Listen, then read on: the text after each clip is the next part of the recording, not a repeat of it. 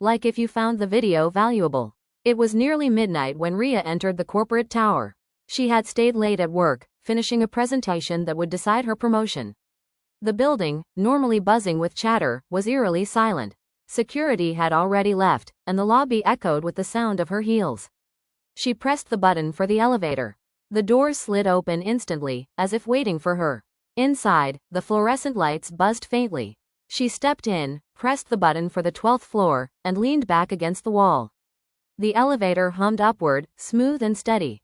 But when it passed the 12th floor without stopping, Rhea frowned. She jabbed the button again. Nothing. The numbers on the display kept climbing. Strange, she muttered. She tried the emergency stop button. Dead. The panel didn't respond at all. By the time the display read 20, Ray's pulse quickened. This building only had 15 floors. She pressed every button in a panic.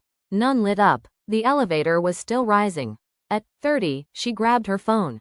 No signal. The screen flickered, then froze. She felt the air grow colder. The elevator finally slowed and stopped. The display read. The doors slid open. Instead of a floor, a long, dimly lit hallway stretched before her, lined with doors on either side. The walls looked old, cracked, like no part of the modern tower she knew. Against her better judgment, Rhea stepped out.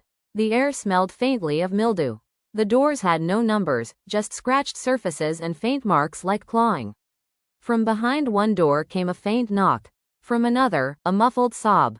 "Hello?" Ray's voice trembled. No reply. She turned back to the elevator, but it was gone. Only a solid wall stood where the doors had been. Heart racing, she walked cautiously down the hallway. Every step echoed too loud. The knocking grew louder, closer, until one of the doors rattled violently. She broke into a run. At the far end, another elevator waited, its doors open, humming softly. She sprinted toward it, desperate.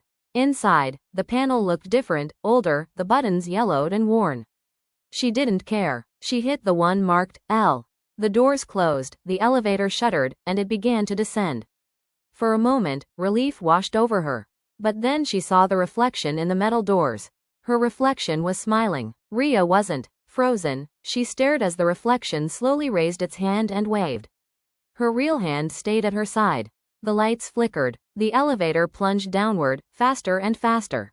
She screamed, clutching the rails, but her reflection only laughed silently, its grin widening unnaturally. Then, silence. The elevator stopped. The doors slid open. Rhea found herself back in the lobby of her building. Everything looked normal again. The security guard was back at his desk, glancing up at her with a puzzled look. "You're leaving late, ma'am," he said. Shaking, Rhea nodded and stumbled outside. She thought she had escaped. But later that night, as she brushed her teeth, she glanced at the bathroom mirror. Her reflection was still smiling. And this time, it whispered, "See you tomorrow."